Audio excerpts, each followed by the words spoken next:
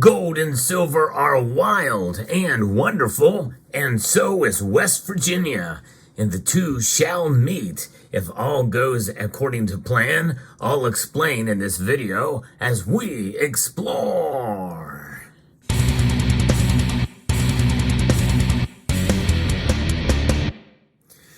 Yes, gold and silver. It is the forefront of a lot of state legislatures out there. If you've been following my channel, I've been keeping up with this pretty closely. This is one story that is actually a couple of weeks old now. Nonetheless, it's big news, and we're going to cover it here. If you enjoy content like this, I hope you will consider subscribing to the channel if you haven't done so already, and pressing that thumbs up button down below if you find value in the content that I provide here. I think I'm the one channel that has been the most thorough and consistent with covering news like this because it's very important. I'll explain more why later in the video, but let's get into this story. A bill filed in the West Virginia House would make certain gold and silver coins legal tender in the state and would provide a credit for federal capital gains tax on the same bill. Passage into law would eliminate barriers to using gold and silver in everyday transactions, which is a foundational step for the people who undermined the Federal Reserve's monopoly money, according to the 10th Amendment Center's press release on this. Delegate Chris Pritt introduced House Bill 4343 on the 10th of January. Under the proposed law, gold and silver coins issued by the federal government would be deemed legal tender in the state. So that is a little bit different than what other states have done and proposed. For them, as long as it's gold and silver and recognized, well, and marked as bullion, it doesn't matter. But for West Virginia, I think it limits it to coins like this. Gold American Eagles, silver American Eagles. But I wonder if maybe it could be in relation to dime bags as well, too. Constitutional dime bags, right? As I clarify, and other constitutional coins as well.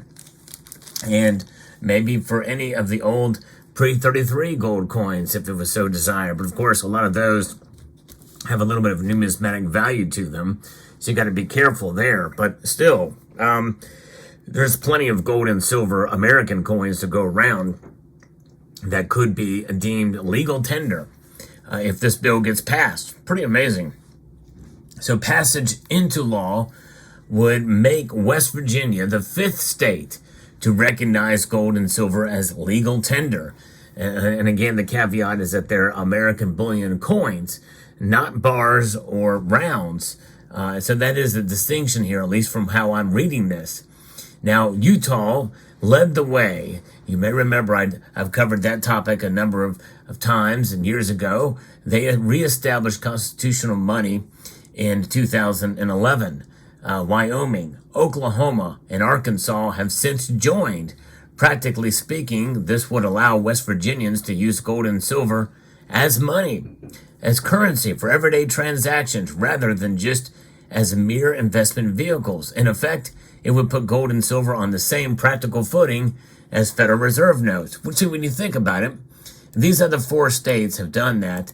It's pretty amazing, and I would say that Utah, Wyoming, Oklahoma, and Arkansas, literally you can use gold and silver as money, as a currency there, if you so desire. And I think that is quite remarkable, and that just goes to show that states recognize what's already been practical and has been the case for literally thousands of years throughout the whole world, long before the United States was ever formed. But of course, as mentioned in the Bible, and as well as in the Constitution, Article 1, Section 10, indeed, gold and silver are money. So I think that's quite remarkable indeed. So that would put gold and silver on the same practical footing as these Federal Reserve notes, the dollar that we see here. And now practical footing, well, I'll tell you what, this thing is practically losing steam by the moment. Steam, in other words, value. This has lost 97 to 98% of its value since the Federal Reserve Act was enacted in December of 1913. So, being that the case, the effect has been the most dramatic in Utah, where the legal tender law opened the door for the development of a gold and silver market in that state. And with some legal hurdles cleared away by the state, we have seen the formation of the goldbacks that have been out there. You probably have seen those. And some of these are being used, not to a wide margin in Utah, but nonetheless, they are definitely used, and it's a growing, and it's a growing thing that we're actually being able to use these things, these goldbacks, for actual transactions. And I think that's quite fascinating and quite encouraging, as be able to, so it's not such a far cry from having Federal Reserve notes to having actual Arium notes, with this kind of this polymer material embedded with actual gold at a measurable scale there. So I think that is quite interesting as one way to be able for that to be done. Now, in West Virginia, that would not be the case, because these are not United States recognized pieces, but it would be coins, and silver coins could be used if they were so desired, and gold coins as well from the United States Mint. Now, we also have this issue of taxes. In 2019, West Virginia took the first step towards treating gold and silver as money by repealing the state sales tax on gold and silver bullion. HB 4342 would take a second step by creating a tax credit for capital gains on the exchange of gold and silver for another coin or form of legal tender. Now, they made a typo earlier because they introduced it as a HB 4343. I think it's HB 4342. Repealing sales tax on precious metal bullion takes a step towards treating gold and silver as money instead of just commodities. Taxes on precious metal bullion erect barriers to using gold and silver as money by raising transaction costs. As the Sound Money Defense League Policy Director J.P. Cortez has testified during a committee hearing on a similar bill in Wyoming in 2018, charging taxes on money itself literally is beyond the pale. In effect, states that collect taxes on purchases of precious metals are inherently saying gold and silver are not money at all. Of course, we know the testimony that Ron Paul gave. You've heard me refer to it multiple times on this channel, asking Ben Bernanke, then the Fed chair, if gold was money. He said no, basically it was a commodity. Then why do they store it in their vaults? Anyways, imagine if you would ask a grocery clerk to break a $5 bill and charge you a 35-cent tax. Yep, that's essentially what this is about. Now, Pritt, who introduced the bill, he also filed House Bill 4582. That legislation would empower the West Virginia State Treasurer to invest in gold and silver. This would allow the state to protect its funds from constant depreciation caused by Federal Reserve money creation. That is important. That's foundational. That's a huge leap with gold and silver. Literally recognize it as a hedge against inflation. That's pretty remarkable when you think about taking gold and silver to protect yourself there. Hedging, he incorrectly refers to it as investment. That's not what an investment does. Investment creates wealth, or there's profit that can be made from it. More returns than what inflation would do to set it back. Now, we know that Article 1, Section 10 of the Constitution about the idea of what money is. But when you think about it over time, with paper, we have residents of the state of both the Federal Reserve notes and silver and gold coins, according to Mises Institute. And the fact that the coins held their value more than the Federal Reserve notes do well lead a reverse Gresham's law effect, where good money will drive out bad money. Good money is gold and silver coins, such as you see here, and bad money is Federal Reserve notes. The Mises Institute correctly does recognize this as money.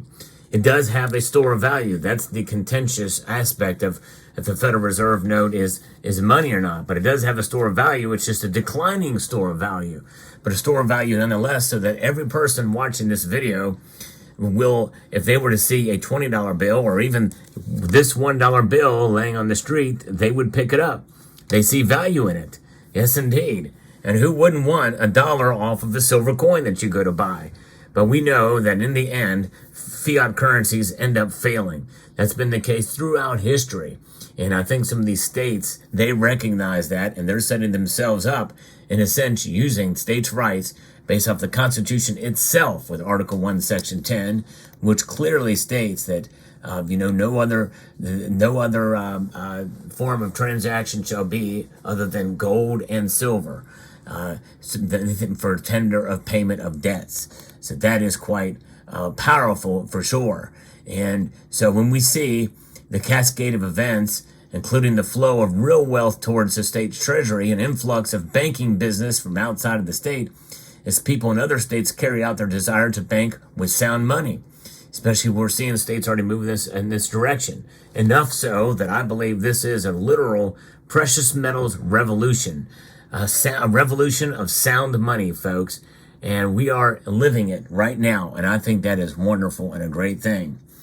Once things get to the point where the Federal Reserve notes would largely become unwanted and irrelevant for ordinary people, which could nullify the Fed on a state-by-state level, is what will get us there. And already, you think about it, a Lincoln cent, a 1 cent, a coin where literally the value of the metal contained in this 1 cent, which still circulates, this happens to be a Lincoln cent from 1975, made of 95% copper, 5% zinc. Well, it's worth, I think, about 3 cents now. So that is remarkable. And even a copper-coated zinc cent is still worth more than 1 cent. I think it's worth about maybe 1.5 to 2 cents. So let that sink in there, folks. We're already starting to see where people are hoarding these Lincoln cents. They're holding them from pre-82, from 82, years 82 and below. I'm starting to do that again as well. That is essentially Gresham's law, where we're taking bad money or taking good money out, leaving the bad money in play. But nonetheless, you're going to see it. Nickels are also worth more than the face value on the coins as well. It's pretty interesting indeed. So what's next for this legislation? Well, both HB 4342 and HB 4582 were referred to the House Banking and Insurance Committee. The bills must get hearings and pass the committee by a majority vote before moving forward in the legislative process. We'll see what happens. They very well could get stuck there. They could be denied, but at least they're making a step, and hopefully it'll go through. If you live in West Virginia, please contact your state legislatures. Let them know how important this is to you. And I hope that, Alex Mooney, who is a representative there, congressman from West Virginia, hopefully he will make some inroads there and maybe lobby on behalf of West Virginia citizens as well. But if you live in West Virginia, please contact your legislatures. Let me know what your thoughts are about this news. Hope you found value and found this video informative, insightful, and educational. I would like to extend a multitude of gratitude to each and every one of you for taking the time to watch, and to encourage you to please rate, share, comment, and subscribe.